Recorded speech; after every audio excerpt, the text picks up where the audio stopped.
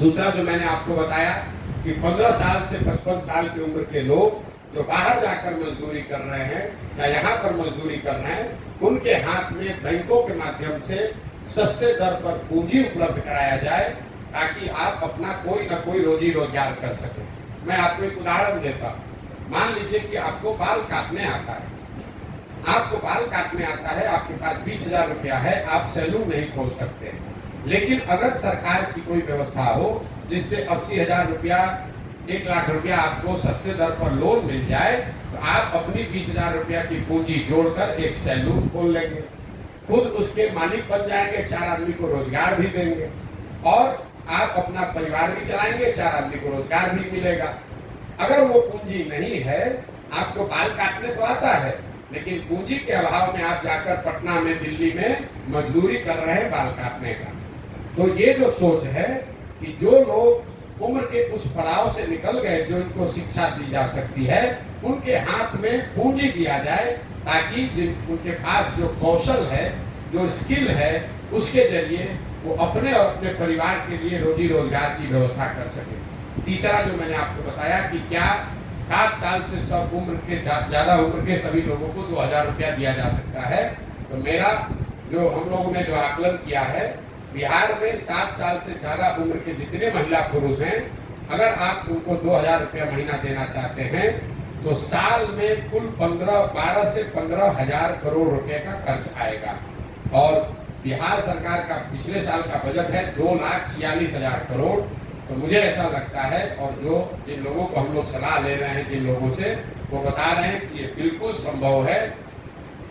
2.5 लाख करोड़ के बजट से 12,000 करोड़ रुपया बिहार के सबसे वल्नरेबल सेक्शन के लिए निकाला जा सकता है। तो ये जन स्वराज के 3 जो बड़े संकल्प हैं कि जब ये व्यवस्था बने तो 15 साल से कम उम्र के बच्चों के लिए अगले 5 वर्ष में अच्छी शिक्षा की व्यवस्था की जाए, 15 से 55 साल के लोगों के लिए पूंजी की व्यवस्था की जाए और 55-60 से ज्यादा उम्र के लोगों के लिए 2,000 रुपया महीना की व्यवस्था की जाए। रोजगार और पलायन के बाद जो सबसे बड़ी समस्या दिखी वो है शिक्षा की समस्या। कोई ऐसा वर्ग नहीं है जो यहाँ पर ये ध्वस्त हुई शिक्षा व्यवस्था की बात की चर्चा नहीं कर रहा है। आप पगड़े हैं, पिछड़े हैं, गरीब हैं, अनपढ़ हैं, पढ़े लिखे हैं, युवा हैं, बुजुर्ग हैं, हर आदमी कह रहा है भैया स्कूल व्यवस्था खत्म हो गई है, पढ़ाई की व्यवस्था खत्म हो गई। हम लोग बिहार से के सरकारी स्कूल से मैं खुद पढ़ा हुआ। बिहार में सरकारी शिक्षा कभी बहुत अच्छी नहीं थी, लेकिन हर प्रखंड में, डिस्ट्रिक्ट में 2-4 विद्यालय ऐसे जरूर थे जहां पढ़कर आप अपना जीवन सुधार सकते थे।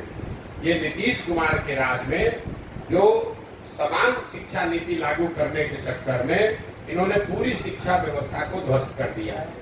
नतीजा ये हुआ है कि जहाँ विद्यालय हैं, जहाँ भवन है, वहाँ शिक्षक नहीं है, जहाँ शिक्षक हैं वहाँ भवन नहीं है, जहाँ दोनों हैं वहाँ बच्चे नहीं है, जहाँ तीनों है वहाँ पढ़ाई नहीं।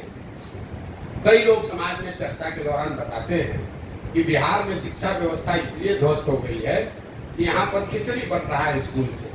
मैं इस बात को सिरे से खारिज करता हूँ। अगर खिचड़ी बटने से शिक्षा व्यवस्था खराब होती तो 7वीं क्लास के बाद से जितने विद्यालय हैं, 7वीं क्लास के ऊपर के कक्षा में खिचड़ी नहीं बटती है, वहां पर पढ़ाई क्यों नहीं हो रही? कुछ लोग ये कहते हैं कि यहाँ के शिक्षकों की जो क्वालिटी है, नियोजित शिक्षक जो हैं, उनकी वजह से शिक्षा व्यवस्था खराब होगी। इस बात में भी पूरी सच्चाई नहीं है। अगर सिर्फ नियोजित शिक्षकों की वजह से शिक्षा व्यवस्था खराब होती तो आप मुझे ये बताइए कि पटना साइंस कॉलेज में, पटना कॉलेज में, सीएम साइंस कॉलेज में, लंगर सिंह कॉलेज में पढ़ाई क्यों नहीं हो रही है? वहां पर तो नियोजित शिक्षक नहीं पढ़ा रहे, वहां पर तो खिचड़ी नहीं बट रही है। अगर आप शिक्षा की बदहाली को समझना चाहते हैं तो अगर इसको आपको ध्यान से देखना पड़ेगा। इसकी बदहाली का कारण यह है कि समाज और सरकार, मैं अंडरलाइन कर रहा हूं, समाज और सरकार, कहीं न कहीं दोनों की प्राथमिकताओं में शिक्षा है ही नहीं। सरकार ने शिक्षा व्यवस्था को इस तरह से खत्म कर दिया है कि सारे बच्चे अनपढ़ रहें, मजदूर रहें, ताकि 4 किलो अनाज पर, सरकारी नौकरियों के रेवड़ी के नाम पर, कुछ सरकारी बेनिफिट के नाम पर उनको वोट मिलता रहे। समाज से गलती ये हुई है कि समाज ने भी अब शिक्षण संस्थाओं को पढ़ाई का केंद्र न मानकर सरकारी सुविधा बांटने वाला केंद्र मान लिया है। आप गांव में रहते हैं, आपके विद्यालय से अगर खिचड़ी ना मिले बच्चे को तो आप जाकर हल्ला मचाते हैं कि खिचड़ी नहीं मिल रहा। अगर आपको पोशाक का, साइकिल का पैसा नहीं आया तो लोग बताते हैं कि भैया पोशाक का पैसा नहीं आया है, साइकिल का पैसा गुरुजी नहीं दे रहे हैं। लेकिन गांव में लोग ये नहीं बता रहे हैं कि यहाँ गणित का टीचर नहीं है, यहाँ हिंदी की पढ़ाई नहीं हो रही है, या यहाँ कक्षा नहीं लगता है। तो कहीं न कहीं समाज और सरकार दोनों की प्राथमिकताओं में शिक्षा खत्म हो गई है। वही कारण है कि शिक्षा का इतने बड़े स्तर पर यहाँ पतन हुआ है। खिचड़ी बंटना और शिक्षकों की क्वालिटी एक छोटा पहलू है। तीसरी जो सबसे बड़ी समस्या है वो किसानों की समस्या है। बिहार में जो किसान है उसकी बड़ी बदहाली है। कई लोगों को लगता है कि किसान तो भैया ऐसे ही रहेगा। तो मैं हमेशा बताता हूँ यही खेती किसानी करके हरियाणा पंजाब में लोगों ने, किसानों ने कितना पैसा कमाया है कि आप सुनते हैं, हम लोग देखते हैं कि बिहार के गांव-गांव से लोग जाते हैं पंजाब में मजदूरी करने। तो ऐसा क्या अलग है पंजाब की खेती में और बिहार की खेती में कि यहाँ वहाँ के लोग खेती से पैसा कमा रहे हैं और हम लोग यहाँ खेती करने वाले लोग के खाने के लाले पड़े हैं। उसके मूल में 3 बातें। पहला है जल का कुप्रबंधन। यहाँ जो जल का संसाधन है, जो पानी का की व्यवस्था है, वो इतना उसकी अव्यवस्था है। यहाँ पर हम लोग जब पानी की बात करते हैं तो लोग समझते हैं बाढ़ की बात है। मैं आपको बता रहा हूँ बाढ़ एकमात्र कारण नहीं है जल कुप्रबंधन के लिए। बाढ़ से बिहार में करीब करीब 40 से 50% कृषि योग्य जमीन प्रभावित होती है। बाकी बचे जो 50% जमीन है उसमें करीब करीब आधी जमीन, मतलब पूरे बिहार के एग्रीकल्चर की करीब 1/3 जमीन जल जमाव से प्रभावित है। ये आप बात को समझिए। बाढ़ की चर्चा खूब होती है, जहाँ पानी लग जाता है उसका आप कहीं चर्चा नहीं करते। जो और नदियों के कटाव का जो मामला, नदी पर परिणाम ये हुआ है कि उत्तर बिहार में जो नेपाल से लगते हुए जिला है, दोनों चंपारण है, शिवहर है, सीतामढ़ी है, मधुबनी है, सुपौल है, ये जो तराई वाले जिला है, यहाँ पर बाढ़ है और नदियों के रास्ते बदलने से जो कटाव का मामला है उससे सैकड़ों एकड़ जमीन लोगों की बर्बाद हो गई है। अच्छे खासे किसान, ओवरनाइट नदी ने रास्ता बदला, आपके जमीन पर बालू पड़ गया, आप बिल्कुल मजदूर गरीब हो गए।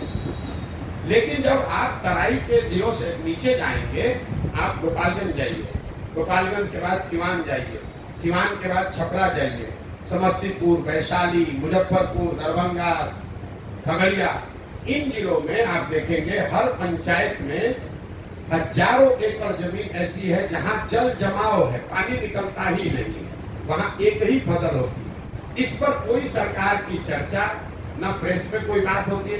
लोकल स्तर पर लोग बात करते हैं कि भैया यहाँ 2000 एकड़ पानी लगा रहता है, लेकिन सरकार का कोई समुचित इस पर प्रयास नहीं है।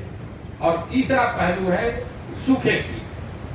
बिहार देश में, ये आंकड़ा याद रखिए, बिहार देश के बड़े राज्यों में एकमात्र ऐसा राज्य है जहां पिछले 10 वर्ष में सिंचित भूमि की मात्रा 11% से कम हो गई। याद रखिए, 10 साल में सिंचाई वाली जमीन 11% से कम हो गई। ऐसा क्यों? जो पहले से भी नहर बने हुए थे, जो नलकूप थे, माइनर इरिगेशन के प्रोजेक्ट थे, वो रख रखाव के अभाव में बंद हो गया है। तो जब हम लोग गांव देहात में चलते हैं तो लोग बताते हैं भैया ये नहर है, पानी कभी आता था, अब नहीं आता है। यहाँ बोरिंग था, कैनाल था, अब बंद हो गया है। तो ये जो पहली समस्या है, बाढ़, जल जमाव और सूखा, इन तीनों को मिलाकर जो इतना बड़ा कुप्रबंधन है कि करीब करीब 2/3 जमीन या तो बाढ़ से प्रभावित है, या जल जमाव से प्रभावित है, या पानी नहीं रहने के वजह से सूखे से प्रभावित है। दूसरी बड़ी समस्या है भूमि सुधार की। बिहार में समाजवाद की बात हुई, सामाजिक न्याय की राजनीति हुई, लेकिन बिहार में आपने भूमि सुधार की चर्चा कभी नहीं सुनी होगी। नतीजा ये है कि पूरे देश में 100 में 38 लोगों के पास जमीन नहीं है, जबकि बिहार में 100 में 60 लोगों के पास 1 इंच 1 धूर जमीन नहीं है। याद रखिए, 100 में 60 लोगों के पास बिहार में जमीन नहीं है। हजारों एकड़ जमीन ऐसी है जिसका मालिकाना हक भूमि सुधार लागू नहीं होने की वजह से डिस्प्यूटेड है। आप किसी भी कोर्ट कचहरी में चले जाइए, करीब करीब 1/3 केस कोर्ट में जमीनों के मालिकाना हक को लेकर जुड़ा हुआ है। तो जब जमीनों का मालिकाना हक क्लियर ही नहीं है, इसीलिए आपको दिखता है कि उनकी प्रोडक्टिविटी कम है, उसमें आप इन्वेस्टमेंट नहीं कर सकते। दूसरा जो इससे जुड़ा हुआ भ्रष्टाचार है, आपको रसीद कटाना है, दाखिल खारिज कराना है, 2000, 5000, 10,000, 20,000 रुपया दीजिएगा तभी काम होगा। पूरा ये जो भूमि राजस्व का मामला है, ये अंचलाधिकारी, उसके नीचे प्रखंडों में 1-2 कर्मचारी और 4-5 दलाल जिसको अटर्नी करते हैं, इन्हीं के कंधों पर है। यही लोग रजिस्टर 2 मेंटेन करता है, यही आपको जमीन का मालिक बनाता है, यही आपके जमीन पर डिस्प्यूट खड़ा करता है और यही आपसे पैसा कमाता है। बिहार में सबसे जरूरी है भूमि सुधार, भूमि का नाप फिर से किया जाए, भूमि का मालिकाना हक तय किया जाए। मुझे लाखों लोगों की जानकारी है, हजारों लोग मिले यात्रा के दौरान, जिनको अलग अलग सरकारों ने अलग अलग कालखंड में भूमि का पट्टा दे दिया कि भैया ये तुम्हारा जमीन है, 2 डिसमिल है, 3 डिसमिल है। जिसको पट्टा दिया उसको जमीन का हक नहीं मिला, जिसका जमीन एक्वायर किया गया उसने जमीन छोड़ा नहीं। नतीजा हुआ कि पूरी जमीन, कोई सरकारी कर्म हुआ है, कोई डिस्प्यूट में दूसरे वजह से है। ज्यादातर लोग अपनी जमीन को बेच ही नहीं सकते। आप जमीन बेचने जाइएगा तो पता चलेगा उसमें अब डिस्प्यूट है। और इन दोनों के बाद, जल कुप्रबंधन और भूमि सुधार के बाद, तीसरा यहाँ जो रूरल इकोनॉमी किसानों की बदहाली है, उसकी वजह है किसानों के फसलों का उचित दाम का न मिलना। मैं 2 साल से पैदल चल रहा हूँ, मुझे कोई भी परिवार, कोई भी किसान ऐसा नहीं मिला जो यहाँ धान को उचित MSP पर बेचा हो। यहाँ पैक्स की व्यवस्था, कोऑपरेटिव की व्यवस्था, मंडी की व्यवस्था पूरी तरीके से खत्म है। एक आंकड़ा फिर आपको दूंगा, याद रखिए। हम लोग कहते हैं पंजाब में किसान बड़ा धनी है। पिछले 10 वर्ष में पंजाब में 70% धान और करीब करीब 75% गेहूं सरकारी समर्थन मूल्य पर खरीदा गया है। बिहार में पिछले 10 वर्ष में 13% धान, सिर्फ 13% धान और 1% धान गेहूं ही सरकारी मूल्य पर खरीदा गया है।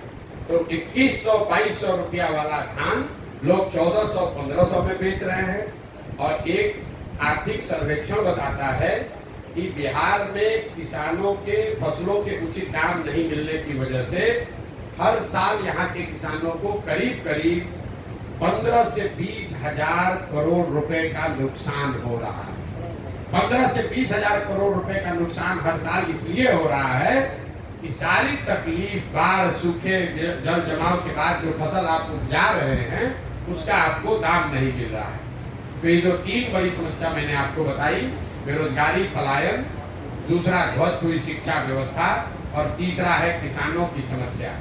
इसके अलावा जो 3 सबसे ज्यादा सुने जाने वाला शब्द है वो है सरकारी विभागों में फैला हुआ भ्रष्टाचार, अफसरों की मनमानी और तीसरा हर व्यवस्था, हर सरकारी योजना में काटे जाने वाला कट, जिसको यहाँ पर दलाली का जो नया नाम है कट जो लगता है, 10%, 12%, 20% का जो कट है। कोई ऐसा डिपार्टमेंट नहीं है जहां लोग बताते हैं कि 2-4-5 हजार रुपया दिए बगैर काम हो सकता है। चाहे आपको राशन कार्ड बनाना हो, चाहे जमीन का दाखिल खारिज कराना हो, चाहे आपको पासपोर्ट बनाना है, जातीय प्रमाण पत्र बनाना है, कोई भी ऐसा काम सरकारी नहीं है जहां बिना पैसा दिए हुए आपको काम हो जाए। ये सिर्फ सामान्य लोगों के लिए नहीं है, जो चुना हुआ जनप्रतिनिधि है वो भी बता रहा है कि बिना पैसे के हम मुखिया हैं लेकिन कोई काम हो नहीं सकता है। दूसरा, जो ये सरकारी अफसरों की तानाशाही, अफसरशाही जो शब्द है, बिहार में लोगों ने अपराधियों का जंगल राज देखा है। अब जो बिहार में व्यवस्था है इसको लोग सही बता रहे हैं कि ये अधिकारियों का जंगल राज है। आप चाहे सामान्य नागरिक हैं, आप पत्रकार हैं, चुने हुए प्रतिनिधि हैं, होगा वही जो अफसर चाहेगा। इसीलिए लोग बता रहे हैं कि लालू जी का राज अपराधियों का जंगल राज था, नीतीश का राज अधिकारियों का जंगल राज है। और तीसरी जो बात है वो है कट की, कि सरकारी योजना चाहे केंद्र की हो या राज्य की, कोई ऐसी योजना नहीं है जिसमें व्यवस्थित तरीके से 10 से 40% तक कमीशन नहीं लिया जा रहा है। अगर 5 किलो अनाज बांटने वाली योजना है, उसमें 30 से 35 रुपया प्रति क्विंटल लोग अपना हिस्सा ले रहे हैं। उसमें ज्यादातर जगह पर विधायक शामिल हैं, उनका भी 6 से 8 रुपया प्रति माह उनको पैसा उसमें मिल रहा है। अंदाजा लगाइए, हर प्रखंड में 20 से 25 हजार अनाज आ रहा है, 20 से 25 हजार क्विंटल अनाज आ रहा है। हर क्विंटल पर 32 से 35 रुपया अनाज के से कमीशन काटा जा रहा है, जो कि अधिकारी और जनप्रतिनिधियों के बीच में बांटा जा रहा है। यही कारण है कि यहाँ पर लोगों को अनाज 5 किलो नहीं 4 किलो ही मिल रहा है। मनरेगा को देख लीजिए, मनरेगा में 100 रुपया जो मनरेगा में आना चाहिए था, 60 रुपया वो तो आया ही नहीं। मनरेगा का यूटिलाइजेशन, ग्रामीण विकास चलाने वाले मंत्री और सरकार यहाँ इतना उनका चमड़ी मोटा हो गया है कि पिछले साल 100 रुपया मनरेगा का जो मिलना चाहिए था दिल्ली से, हम लोग सिर्फ 40 रुपया लेकर आए, 60 रुपया लेकर ही नहीं आए। ये लोग मांग कर रहे हैं कि हमको विशेष राज्य का दर्जा मिलना चाहिए। आपकी जानकारी के लिए बता दूं कि पिछले साल 51,000 करोड़ रुपया अनस्पेंड बिहार सरकार ने, 51,000 करोड़ रुपया अनस्पेंड जो खर्च सरकार नहीं कर पाई वो बिहार सरकार ने सरेंडर किया। ये लोग क्या बात करेंगे? तो चाहे अनाज की योजना हो कि मनरेगा की योजना हो, प्रधानमंत्री गरीब कल्याण योजना, आवास योजना हो, शौचालय की योजना हो, कोई ऐसी योजना नहीं है जिसमें व्यवस्थित तरीके से कट नहीं काटा जा रहा है। इसके अलावा जो लोग यहाँ बता रहे हैं, जो मैंने आपको पहले भी बताया, जो मैं देख पा रहा हूँ, आधी से ज्यादा जनता, चाहे आप राजद के समर्थक हैं, बीजेपी के वोटर हैं, नीतीश के समर्थक हैं, ये मान रहे हैं कि बिहार में बदलाव चाहिए, एक नई व्यवस्था चाहिए और लोग उसके लिए तैयार हैं। और किसी भी तरीके से वापस से लालू नीतीश का राज नहीं देखना चाहते हैं। इसका मतलब ये नहीं है कि लोग जनसुराज को चाहते हैं, ये कोई जरूरी नहीं है, लेकिन लोग बदलाव चाहते हैं, ये बिल्कुल स्पष्ट है। ये मेरा अभी तक का अनुभव रहा है। अब आपके जो सवाल है वो आप सवाल कर सकते हैं। भैया ये थोड़ा रख दीजिए ना वो। प्रशांत जी, गांधी जी की तस्वीर आपके साथ है। गांधी जी की जो पद्धति थी, मेथड ऑफ मास मोबिलाइजेशन, पूरे बिहार के अंदर आप पद यात्रा कर रहे हैं, तो डाइवर्सिटी का